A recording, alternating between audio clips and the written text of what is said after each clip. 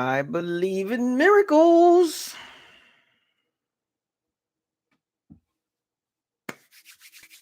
What are we doing here? Man, hold up.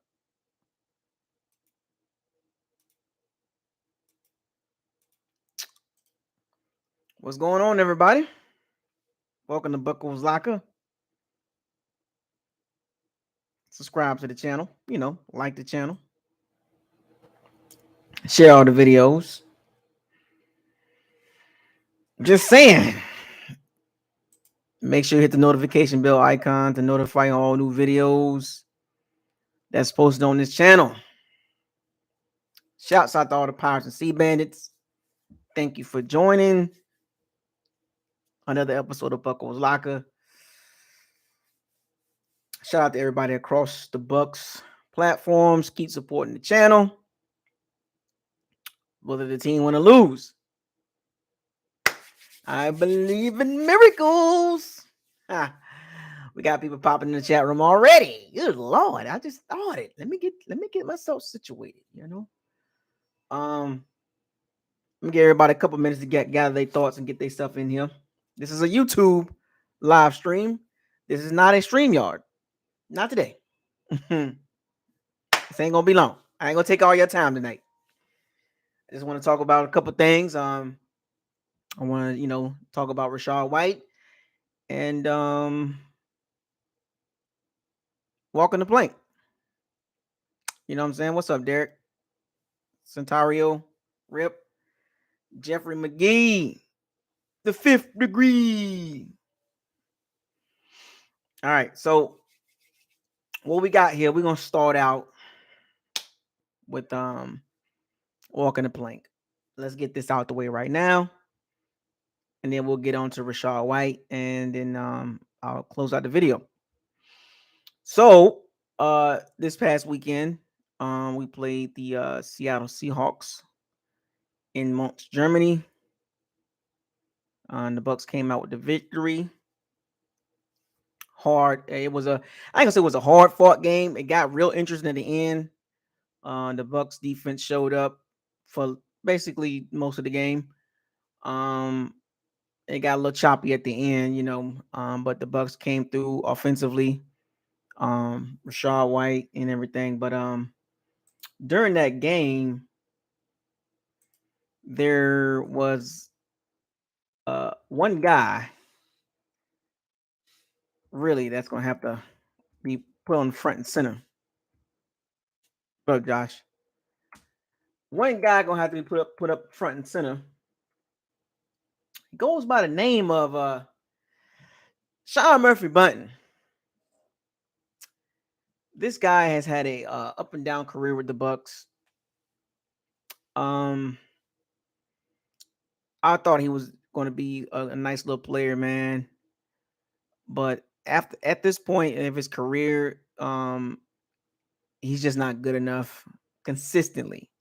He'll have his moments. He'll be good here and there, but it just seems like all the plays, like the big plays, happen on him now. You know what I'm saying? And that's unfortunate too. He's not a really, really bad player, but he's not at the Vernon Hargreaves. He's not at the Vernon Hargreaves level of bad play, but it just seems like he's a magnet for big plays, and I don't like seeing that. He's 25 years old. Got drafted in 2019. I just don't see him growing in the scheme. And it's a pretty good scheme if you know what you're doing. But it just seems like he's always a step behind, or he's always not in the place where he need to be at, or you know what I'm saying, he's just making bad plays. Young Deezy, what's up, man? Buccaneer fan 1225. And we all saw the game Saturday.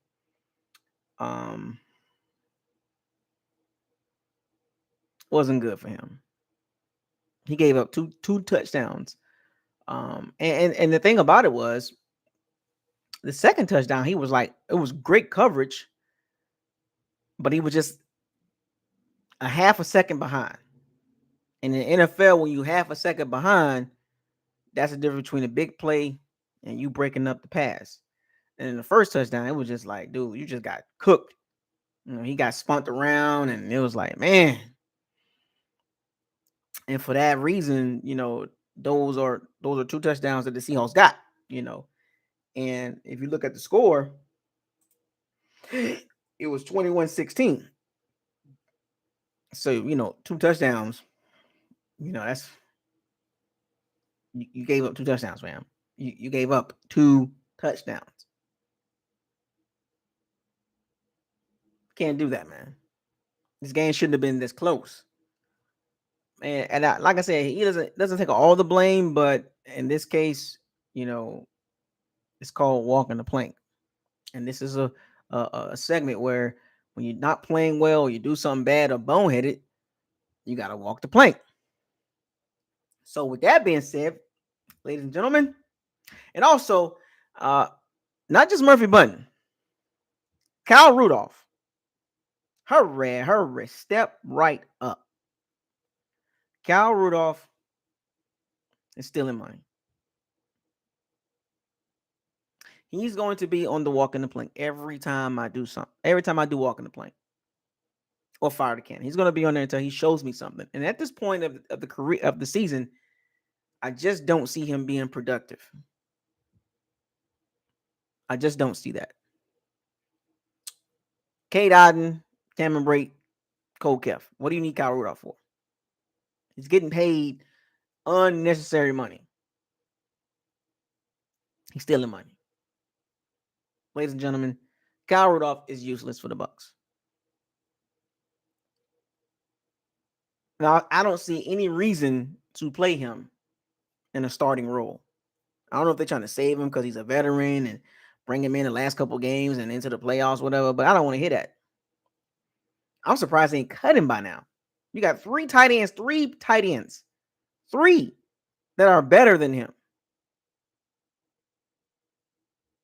And yet, Kyle Rudolph is still on the team. So he's got to be on the walk in the plank list.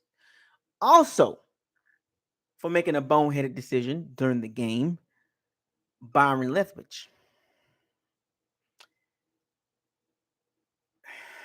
You had Leonard Fournette in the Wildcat.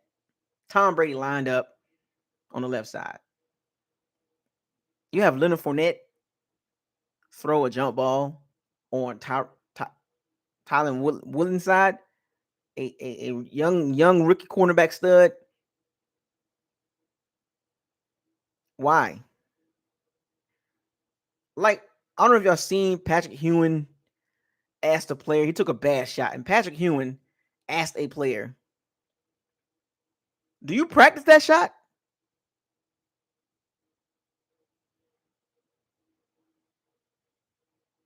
Do you practice that shot? How many times you make that shot? How many times you practice that shot?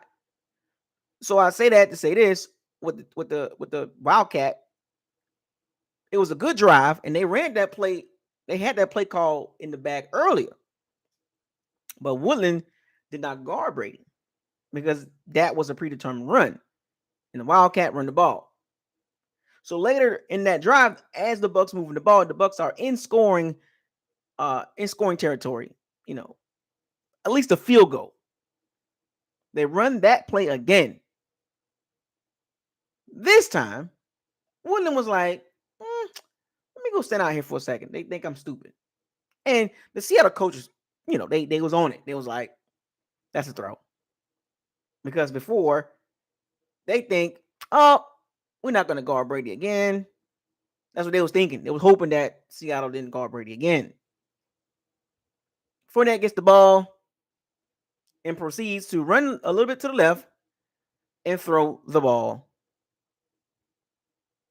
to Tom Brady. And Tom Brady proceeds to slip, and there's an interception. And that's basically taking points off the board. A minimum of 3 points. That was a boneheaded play call by Byron Leftwich. So you got to get on the walk in the plank. And actually Leonard Fournette too, for throwing that ball. So we have Sean Murphy-Bunting, Kyle Rudolph, Byron Leftwich, and Leonard Fournette for making that throw. Why that play call when you have all the momentum in the world? And I believe, if I'm not mistaken, that interception happened. I think that's when Seattle scored, because I think the Bucs were up. I think it was 14. It was 14-3. And Seattle got the ball and they went down and scored.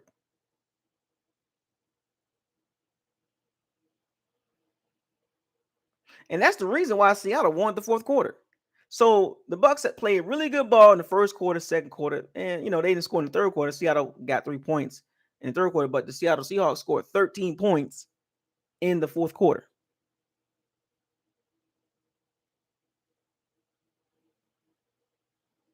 They won the fourth quarter 13-7.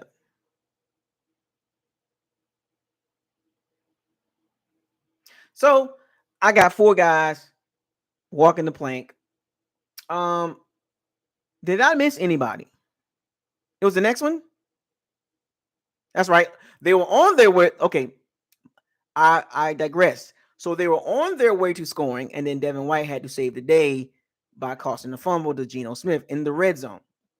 That would have been 3 points. So the score could have been 21-19 at a minimum. We would have won the game still, but you get what I'm saying. So yeah, Seattle was driving.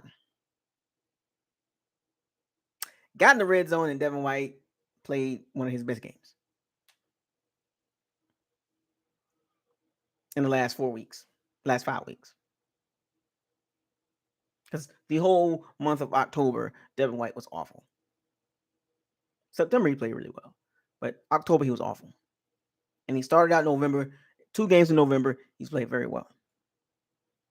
But I got 4 guys walking the plank. 3 players and a coach. Did I miss anybody?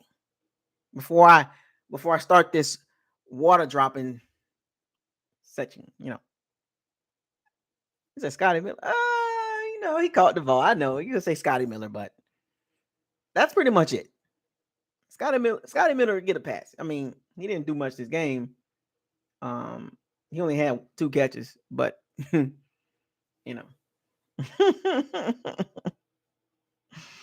But anyway, let's fire it up. I need Murphy-Bunting, Kyle Rudolph, Byron Leftwich, and Leonard Fournette. Step right up. Hurry. Step right up. Fellas, you got to walk the plank. I need you to line up, man. Come on now, Murphy-Bunting. I ain't got time for that. Byron, that was a bad call. Come on. Fournette, you shouldn't do the ball. That's why you're not starting no more. Kyle Rudolph, you're stealing money. You're stealing money, man. Turn around, walk.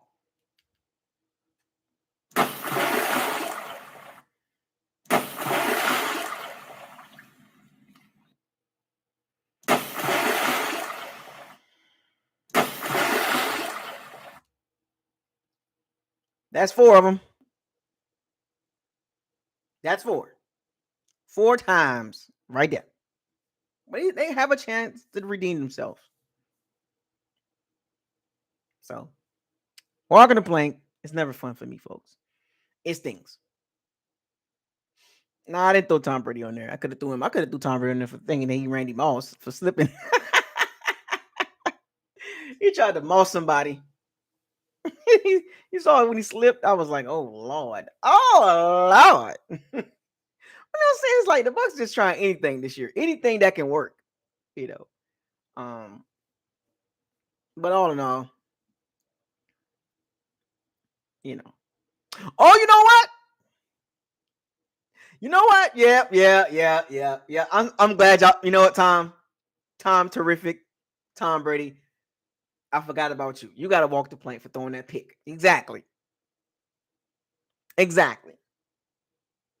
Tom Brady, I need you to step right up. Nobody's safe. You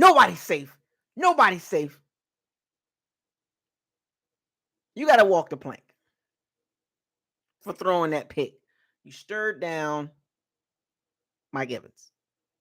Barton, the lineman number 57, was looking right at you the whole time. And you threw it anyway. Forcing the ball to Mike Evans. You threw a pick. So Tom Brady, step right up. I know, Tom. You are a whole brand, but you're not exempt from walking the plank.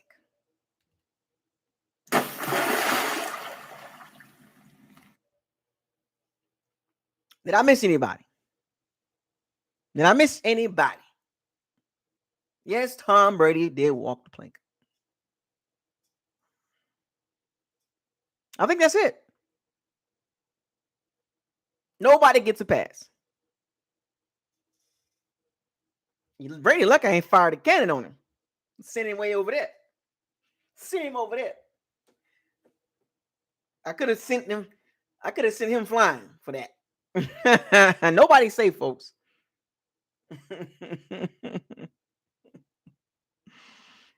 Nobody's safe. People still do that?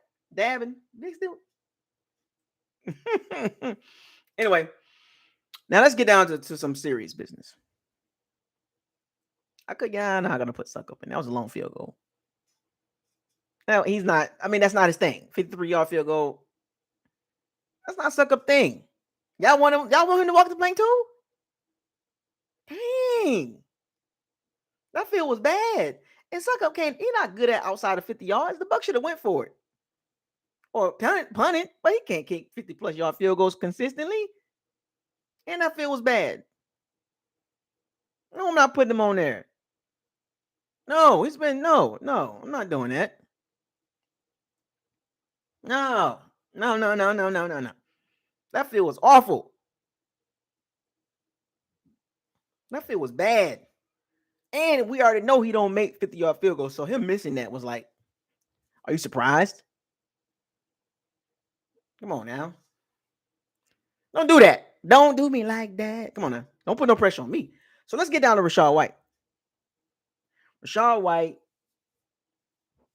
coming off a really good game, the best game since week 1, the best game for a Tampa Bay Bucs running back since week 1. Leonard Fournette had 127 yards in week 1, 21 or 22 carries for 127 yards against the Cowboys. And it took several weeks for another running back from the Bucs to break 100 yards. And we already know the Bucs running game is now the second worst running game in the entire NFL. And the yards per carry is still under 4 yards a carry. So I think it's like 3.7 now. So the Bucs, it's getting better. They can only go up, folks. It's still not a great running game. But this game gives you an idea of what the Bucs running game can look like. And as the season, now that we're in the back half of the season, the running game is very important. I repeat, the running game is very important for the next 7 games. And don't be surprised to see an uptick on the Bucs rushing the ball. Getting back to that week 1 and also week 9, week 10, a week 10 game plan. Run the ball. I don't care, even the greatest quarterbacks, you got to have a running game. You just can't sit back and just keep throwing the ball 40, 45, 50 times a game, 55 times a game. That's not good November, December football. I don't care what team you are. This is not even just a shot at the Bucs. This is just in football in general. You got to protect the quarterback. And one of the best things you can do in protecting the quarterback is run the ball. And Brady was on pace to shatter his passing attempts this season. But I think the Bucs realized, like, we got to run it. We got a running game if we use it correctly. And I think we're going to see more Rashaad White. And I believe, like I've been saying this for the last couple of weeks, Rashaad White should be starting. What's up, Pat? Cody, Fire the Cannons, True Bucs fan, Daryl, King Cook. Rashaad White is a starting running back. If he's not the starting running back coming off a bye against the Browns, then something wrong. Something is seriously wrong. You know what? I'm gonna make King Cook a shooter. King Cook, you are now a shooter. One of my shooters, man. Bucs Skull Gang in the house. But as I was saying, I just made King Cook shooter. Shout out to King Cook. My new shooter. Just randomly picked him because he always in here, first priority. Shooters get first priority. So Rashaad White should be the starting running back. Drill G Boy 2. What's up, man? Randy, what's up? Roy, what's up?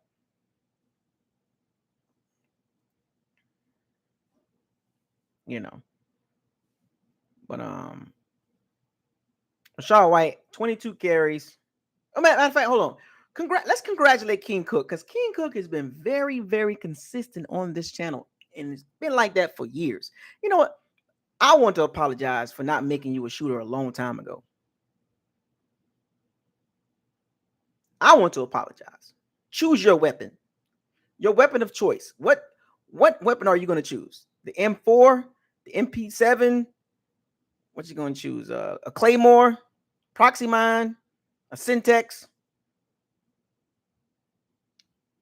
What gun are you going to choose? A rocket launcher, shotgun, assault rifle? What you going to choose, man? Your choice. 30 clip, 60 clip, scope, optic. What you going to use? An optic? A laser? A muzzle? What you going to flashbang? What weapon you going to use now that you're a shooter now? Oh, automatic and syntax. Those syntax ain't no joke. No syntax, I'm telling you. You know how many times I got killed by a syntax on Call of Duty Modern Warfare 2? I'm sorry, folks. I had a little tangent right now. But you know how many times I got killed by a syntax? Grenade! Don't sleep on that M4. Don't sleep on that M4. But you know how many times I got killed by a syntax? Oh my gosh. It's so annoying. It's like the most annoyingest. Just so annoying. Is it me? Am I annoyed by syntax grenades? It's like when you try to run from them, you can't run from them. Grenade! And all you see is that little red little arrow thing with the circle, and it's like you might as well throw the controller down. I hate syntax. They get on my nerves. Anyway, back to Rashaad White. Because all my shooters got exactly. All my shooters got weapons to get you up out of here. So sniper rifles, quick scope, but Rashaad White had 22 carries for 105 yards, 4.8 yards a carry. And I think we saw this coming as the weeks progressed, that every time Rashaad White got in there, it just seemed like he was just moving a little bit better. He just moved a little bit better. He just more fluent, more explosive, the ability to cut, to run with power, speed, elusiveness, got a little wiggle to him. He runs with purpose. And that's no knock to Fournette, but this is the NFL and it happens. Rashaad White just more hungrier. He's more hungrier running back. It's clear to see that. And the Bucs staff saw it in the last few weeks, and we saw it in this game. We clearly saw who's the better running back between the two moving forward. And this is not to say that Fournette is not going to get any more carries. It's just that we have a number one back, the rookie Rashaad White. I mean, come on, man. Fournette is now a number two back. Just like he took Ronald Jones' job, now that your job got taken by a younger guy. And here's the thing, Fournette, we can get rid of him if we want to next year. Now that's thinking ahead, but I'm just giving y'all a little insight on that. We can kind of move on from Fournette. It's not a big cap hit, but we can move on from him. It won't be so bad. Younger, cheaper, save some money down the road. If I was the Bucs, I would look into that. It's not saying that the Bucs made a mistake giving Fournette the contract. It's just that the Bucs, they paid Fournette based on, hey, we appreciate you coming to the team and changing your mindset and sticking it out and changing your game, because Fournette was never a running back. The running back that Fournette is now, he was never that type of running back. He was never that type of running back. The Bucs tried to make him a running back that he's not. Catching the ball out of the backfield, explosive running plays, catching the ball and making a lot of yak. That's not his game. He's a power running back. At this point of his career, he's a number 2. Now, if you was to ask me who's a better running back, what I'm saying, like Fournette, of course, you're going to say Fournette. He's produced more, but moving forward, Rashaad White is better. Clearly. Now, we don't know how Rashaad White's career is going to turn out with the Bucs. We don't know that. The last good running back prior to Fournette was Doug Martin. Before the PEDs. Pre-PED Doug Martin. Muscle hamster.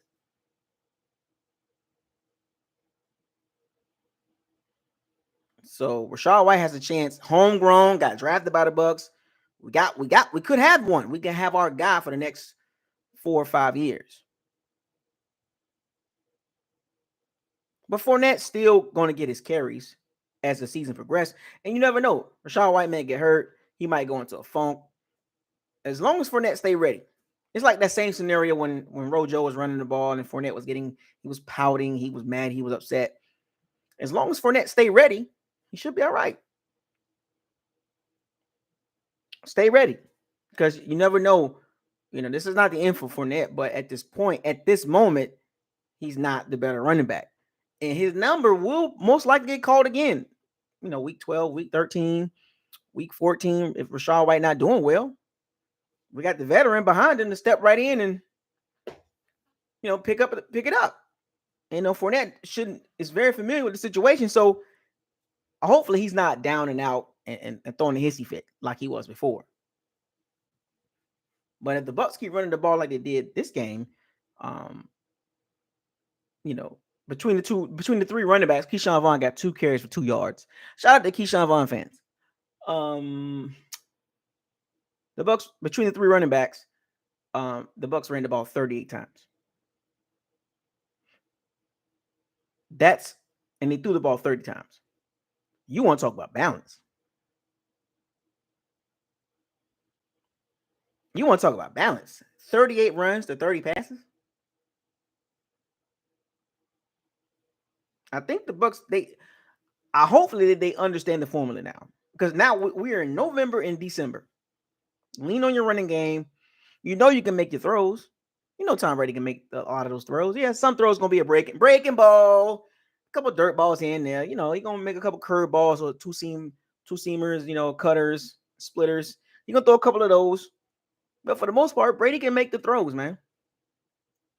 It's not as consistent as he used to be, but he can make the timely throws. He can make the big throws when need be. Because we're gonna need his arm too. We're gonna need the legs of Rashaad White. We're gonna need the legs of Leonard Fournette, and we're gonna need the legs of the arm of Tom Brady. But it can't be just 70% Tom Brady and 30% running backs. Now, in the next couple of weeks, when we got this bye, get everybody get healthy, put in some wrinkles for the running game. I think the passing game will be fine. When I told you about week 10, I have a better idea of what the Bucs is. Who they are as a team. The Bucs are a pass-heavy team that's 500. Now, for the next 7 games, the back end of the schedule, November, December, the Bucs can make some adjustments in their running game and to bring that 70-30 balance down to bring it closer to the numbers. Instead of being 70-30, be more 55-45 pass run. 53-47. You need to get that running game to 40%. You want to keep the defenses guessing. And if the Bucs can pick up where they left off at, in the Seattle game and take that into the Browns game, into the Saints game, Bengals game, 49ers game, Bengals game, the Cardinals game, and of course you got the Falcons and Panthers. You bring that same running game, that same mindset into the next 7 games, who knows what the record might be. But I tell you this much, if that's what they bring in, if that's the game plan that they're going to bring moving forward, running the ball more and more efficiently, with Rashaad White leading the way, there's nothing but good things can happen. The O-line blocked very well for the run. The holes was opening up. The left guard situation. I don't want to hear anything else about Luke Gedeke. Not saying he's a bust. He's close to it. But the reason why he was playing is because politics, the way he got drafted. Nick Leverett was not drafted that high. So Todd Bowles did say something about we don't know about the left guard situation if Luke Gedeke get healthy. If Luke Gedeke is out there again at any point this season, if Nick Leverett is healthy, he's starting. There is no reason to have Luke Gedeke starting again, at least for the rest of the season.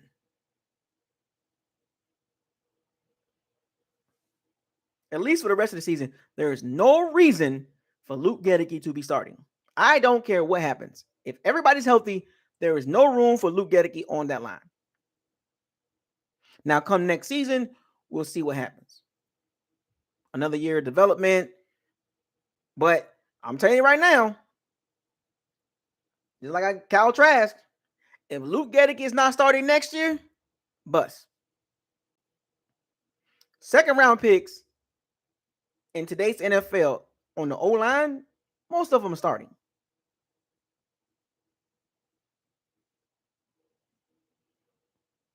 If you have a second round pick O-lineman in year number 2 that's not starting, that's a problem. And I said this before. I said it earlier. He was overdrafted. Luke Gedeke was overdrafted. That might turn out to be a bad pick from Jason Light. And remember now, he'll give us these boneheaded picks. Jason Light, every now and then, he'll give us these boneheaded picks. But remember what I told y'all about draft classes. Look at this rookie draft class. Got your punter. You got your future tight end. You got your punter. You got your tight end moving forward. You got your running back moving forward. So you got 3 starters in this draft. And possibly number 4 with Logan Hall. So let's pencil in Logan Hall because he'll be a starter at some point. 4. Remember I told you about the draft classes? 4. 3 of them are starting right now, and then the other one eventually will be starting when Hakeem Hicks and William Golson and Nacho move on and we get fresher and younger in the D-line, which we definitely will next year. So basically, in other words, 4 starters in the 2022 draft class. That is a A+ draft class. And they all playing well except for Logan Hall. And Cole Keith too, but he's not a starter, but you get what I'm saying. That's a good draft class.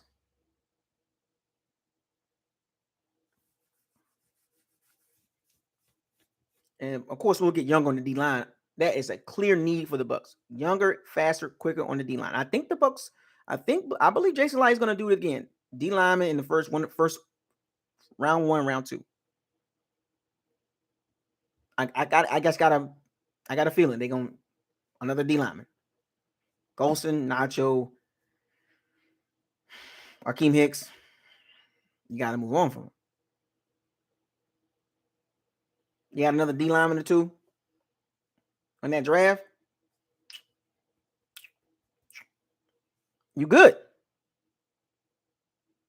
This time, don't pass up a good D-lineman in the second round. Now, first round, I don't know what they're going to do. I don't know. But second round, D-lineman going to be sitting right there. Get one. Trust me. It'll be beneficial for the D-lineman moving forward. Trenches matter.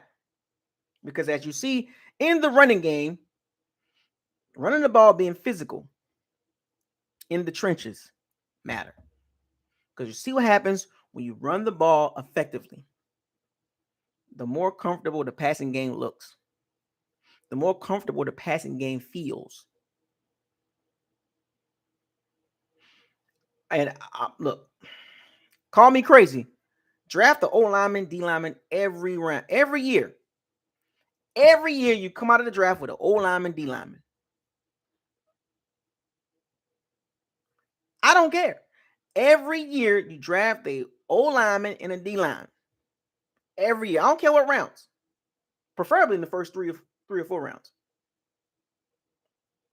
Find a way. First round D lineman, third round O lineman, or flip flop. First round O line, second round D line, third. Find a way to get two of those guys every draft. And hopefully the Bucs do it again next year. Get another O line, another D lineman. Because Jansen's getting old. Donovan Smith gonna cost a lot of money. Shaq Mason. You got 2 years? You just gotta have these guys ready to roll. And you in a position where you can draft another O lineman. He can just sit behind and just chill. Like another versatile O lineman, Jensen ain't gonna play forever. But have those guys ready. Draft another D lineman. Have those guys ready like a factory.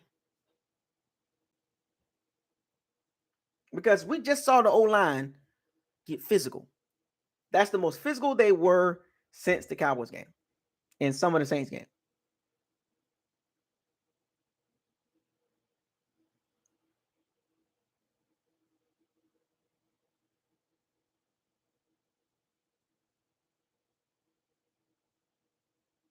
That's the Bucs I want to see. We're at week 10. That's the team I want to see moving forward in the rest of November and December. That is the team I want to see. Physical on both sides of the ball. 50 times a game. 50 times a game. No. The next time I see the Bucs throw the ball over 40 times a game, I'm going to be 38 hot. We literally just saw the running game. 38 runs, 30 passes.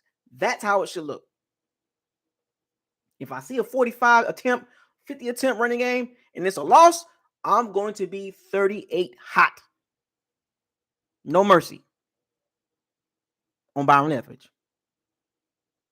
I bet not see another one unless it's needed.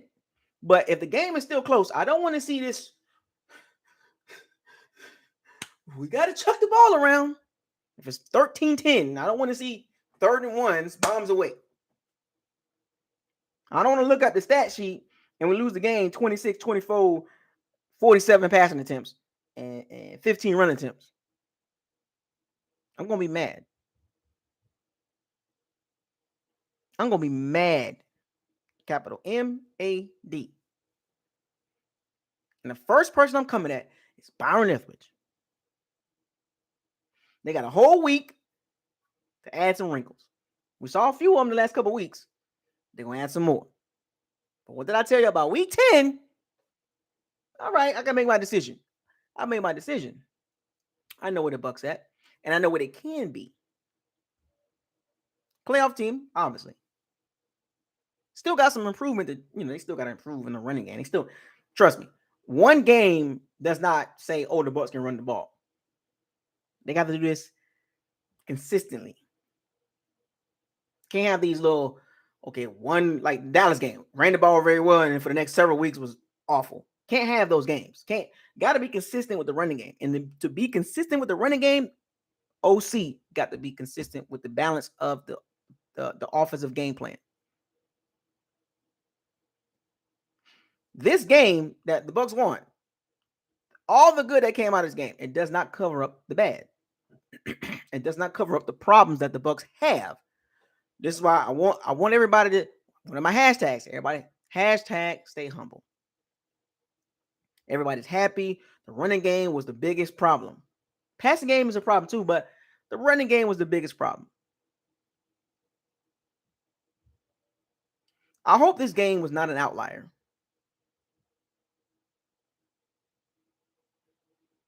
I hope this game is not an outlier for the next 7 games. In the next 7 games, I'll hopefully see 4 or 5 more games like this. And I guarantee you, in my opinion, if we see 4 or 5 more games like this, in those games, go look at the record. When the Bucs run the ball like this, I want y'all to look at the record at the end of the season.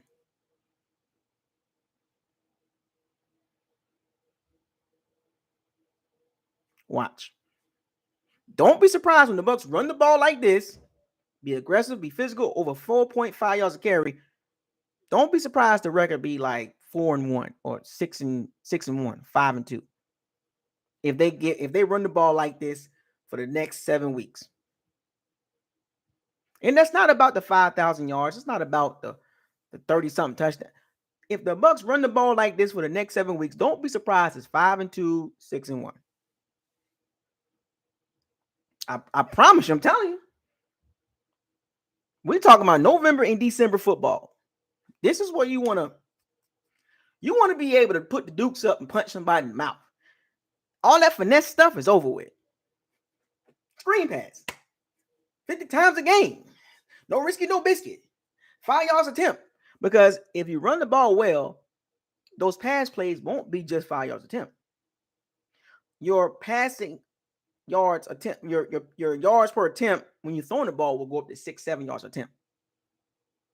Because you being able to run the ball, play action. And the Bucs are good at play action. But when you have a running game behind it, and you're not as predictable, if the Bucs can consistently get 2nd and 1s, 3rd and 1s, 3rd and 2s, maybe a 3rd and 3 running the ball, 4th and 1, 4th and short, whatever, because teams believe that the Bucs have a tendency when it's 2nd and short, 3rd and short to throw the ball, and they throw the ball screen pass. Chris Godwin in the middle, Mike Evans deep ball, pass interference, please. Cade Otton, little in route. Out route. It's very simplistic when the Bucs get in certain situations. But if the Bucs can run the ball consistently and effectively and efficiently, instead of Brady having 5 yards an attempt per throw, it can go up to 6 yards, 6.5, 7 yards an attempt. Because of the running game. I know the league is passing. Pass.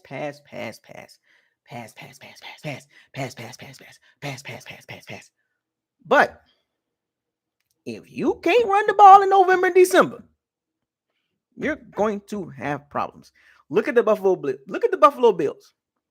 Josh Allen chucking the ball around. Leads the league in interceptions. Timely, awful turnovers. Throwing the ball. Too much. Looking for the big play. Josh Allen, the media darling. When you don't have a running game to support quarterback, this is the pressure. Pressure moments hit. This is what happens.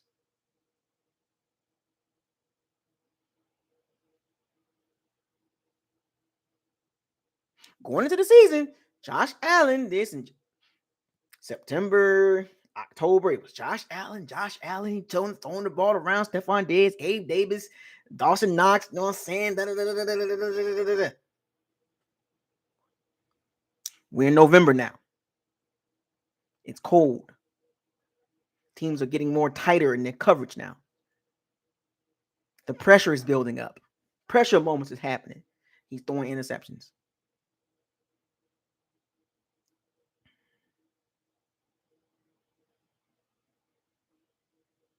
Too much pressure that the Bills have on Josh Allen. They need to run the ball.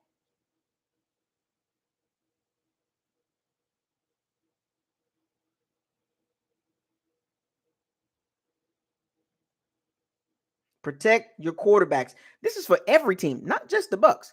Protect your quarterback. Not just about the Bills. Protect your quarterback. If you don't protect your quarterback by running the ball, you're going to put so much pressure on the quarterback. I don't care who the quarterback is. This is not just a Brady thing. This is an NFL quarterback thing, especially if your team's in the playoff hunt in the seeding, trying to position yourself with the seeding.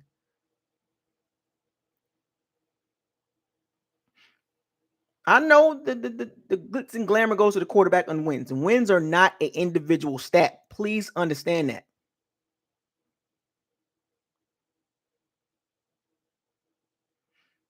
Wins are a team stat, not an individual stat. The media has fooled a lot of y'all. They always put the win losses. They put the win loss records up next to the quarterback name. What?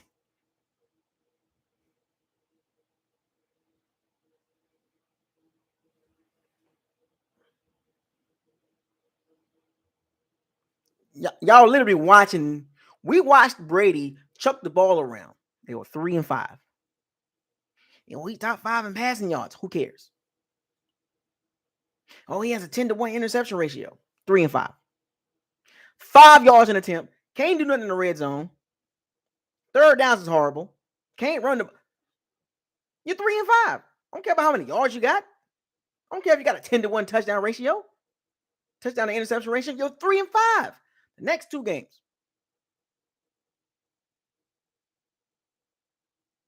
Actually, the next 1.5 game. The Rams game was awkward as hell too. So actually, the last game, the last game, the Bucs ran the ball very well and he got a dub. And the game before that, that was an awkward, weird game that the Bucs somehow won that, but that's great. But my point is, got to run the ball.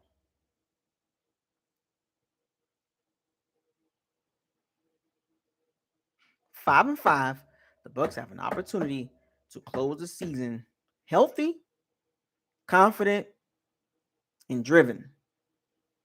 No more mental fragileness that the fragile team. I don't want that label on the Bucs. And wins do help. Wins, it helps the mentality of a team, the mental part, the mental aspect. Because physically you can be out there as a football player, but mentally you're not. There's a few teams in the NFL, physically they are out there, but mentally they're broken. The Saints. I like to pick on the Saints because I live here. The Saints physically go out there every week. Mentally, they are broken. Leadership messed up.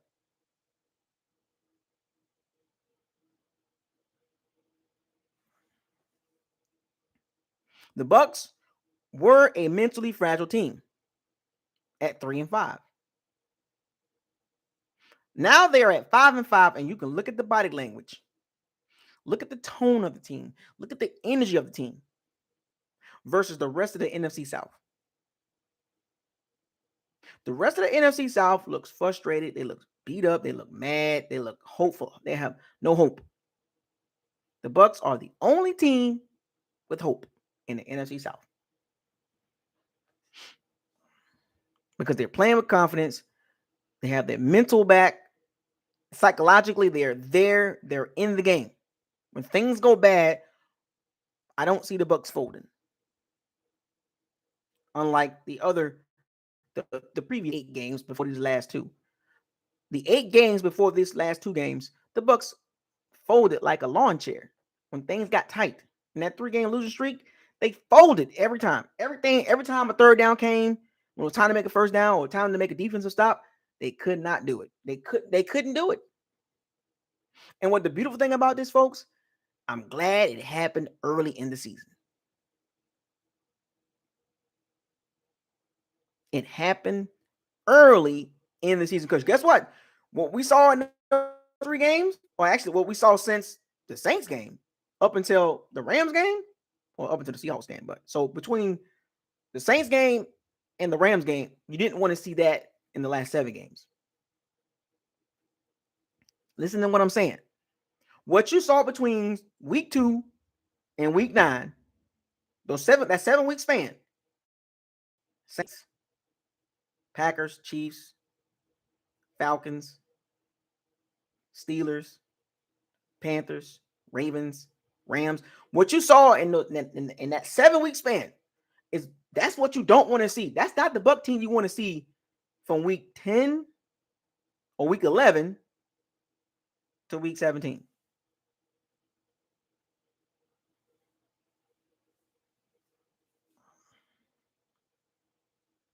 Everybody needs to be locked in. Every player, all 46 players. Well, 53, but you get what I'm saying. The Bucs team that you saw against the Seahawks, not against the Rams, the Seahawks, that's the team you want to see in the next several weeks. Because if that is the product that we're going to get, there's going to be a lot of good things, and it's going to be very good outcome. I'm not saying that we're going to win the Super Bowl if the Bucs play like this, but you get what I'm saying. There's going to be a lot of positive to talk about. Yeah, nothing's perfect. Nothing's perfect. You get what I'm saying? There will be more good and bad if that's what we're going to see moving forward. I don't want to see the Bucs team from the Rams all the way back to the Saints. I don't want to see that Bucs team. These 2 wins for the Bucs mentally and psychologically save the season. Do you understand what I'm saying? So moving forward, everybody is accountable for their play on the field and off the field in the locker room. When you interview with when they interview with the media, watch what you say. Devin White, shh. No more. Leonard Fournette, stop pouting. Brady, divorce situation, got it behind him. Todd Bowles, starting to figure it out as a head coach. Not a defensive coordinator, as a head coach. Byron Leftwich, skittish, but he's starting to add some wrinkles. Everybody's held a talks of an extension.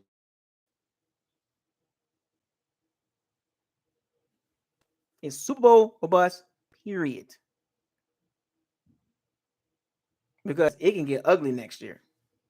I mean, super ugly. I mean, I'm talking about no primetime games, no overseas games, no games getting flexed, no merchandise coming off them racks, games not being sold out. It can get ugly, folks. Trust me. We've been there. And Bucs fans, you know, we all been there for a long time. Up until 2020. So, with that being said, I want to thank y'all for joining this live stream. Just wanted to kind of talk about some real stuff, objective reality. What we've seen, you know, the walk in the plank situation, the Seattle Seahawks game, and also Rashaad White. And I actually pick it off.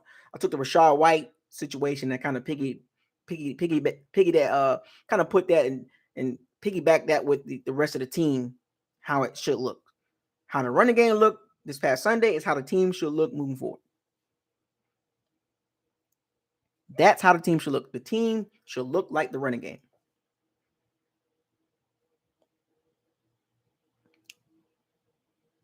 That should be the card you play every time. In November, in December, in January. That's the card you need to be playing. That's the spade. That's the big joker. If you're gonna play spades, that's the big joker. The running game is the big joker. The passing game is the little joker. I want to be cutting off the top. You cutting already? I ain't got no diamonds. You cutting already? Be able to turn around, hand that ball off, and no worries. Anyway, shout out to all the buyers and C-Bandits. Thank you for joining. Subscribe to the channel, like the channel, share all the videos, and don't forget to hit the notification bell icon to notify all new videos that's posted on this channel. I know, folks, we 5-5, and we got a whole week to chill. We got no game this weekend. All next week, got to get ready for the Cleveland Browns. So, and all 22 is coming. That's tomorrow. We got plenty of time, folks, for all 22. Jeez, relax. We ain't got a game Sunday. So, all 22 is coming. And I still might go live Sunday. We might be watching the Browns Sunday. I don't know. We might tune in and see what the Browns doing. Or the 49ers. We might tune in to see what the Saints doing. I mean, these are the teams that's on the schedule. We might even tune in to see what the Cardinals doing or the Bengals, because these are the teams that we're going to play, and we can just switch between games and see what they got going on. Sneak peek. Fire those cannons. Seize the day. Raise the flag. Hashtag no risk it, no biscuit. Hashtag facts over feelings. Hashtag bombs away. Hashtag stay humble. Hashtag what does your eyes tell you moving forward. Hashtag probability versus possibility. Keep that in mind. Hashtag don't get mad at me. I'm not the one playing. I just talk about it. Hashtag trenches matter. I'm telling y'all, trenches matter. November, December. Get with the program, folks. We got plenty of room. I told y'all trenches matter. I was right. You know what I'm saying? So, hashtag fire the cannons. Hashtag Super Bowl the Bucs. I'll see y'all all 22. We're going to look at the running game. Peace out.